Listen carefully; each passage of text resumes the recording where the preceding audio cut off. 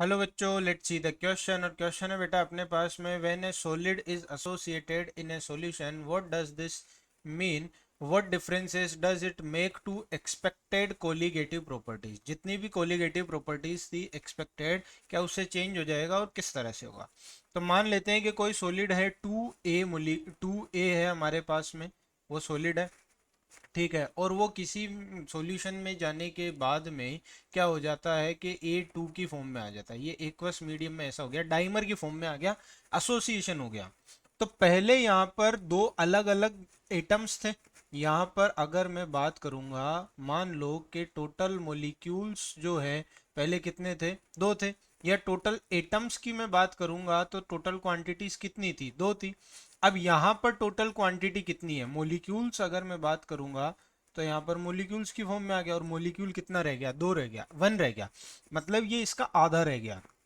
तो अगर यहाँ पर कोलिगेटिव प्रॉपर्टी, कोई भी कोलिगेटिव प्रॉपर्टी उठा लीजिए आप, मान लीजिए कि कोलिगेटिव प्रॉपर्टी है delta T B is equals to K B into M. ये कोलिगेटिव प्रॉपर्टी है। एलिवेशन इन बॉइलिंग पॉइंट की कोलिगेटिव प्रॉपर्टी है। तो यहाँ पर जितने भी एलिवेशन इन कोइल, जो आपका एलिवेशन इन बॉइलिंग पॉइंट आएगा वो कितना आएगा, हाफ आएगा। अगर ये इनिशियल है आपके पास में, तो ये जो फाइनल आएगा डेल्टा टी बी, जो फाइनल आएगा आपके पास में, वो इनिशियल का क्या आएगा, आधा आएगा। क्योंकि नंबर ऑफ मॉलिक्यूल्स क्या हो चुके हैं, कम हो चुके हैं। सारी की सारी कोलिगेटिव प्रॉपर्टीज क्या हो जाती है, चेंज हो जाती है।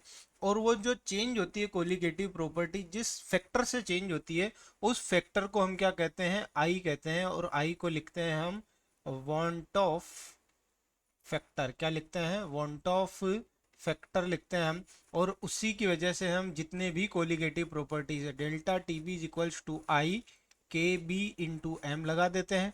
Delta T F is equals to I K F into M लगा देते हैं। इस तरह से हम क्या करते हैं कि आई जो है, जितना भी वॉन्टो फैक्टर है वो हम वहां पर ऐड कर देते हैं, के एफ इंटू एम है। या पाई की मैं बात करूंगा तो pi is equals to I C R T हो जाएगा। और एक और कोलिगेटिव प्रॉपर्टी है जो कि क्या होता है, आपका relative lowering in vapour pressure.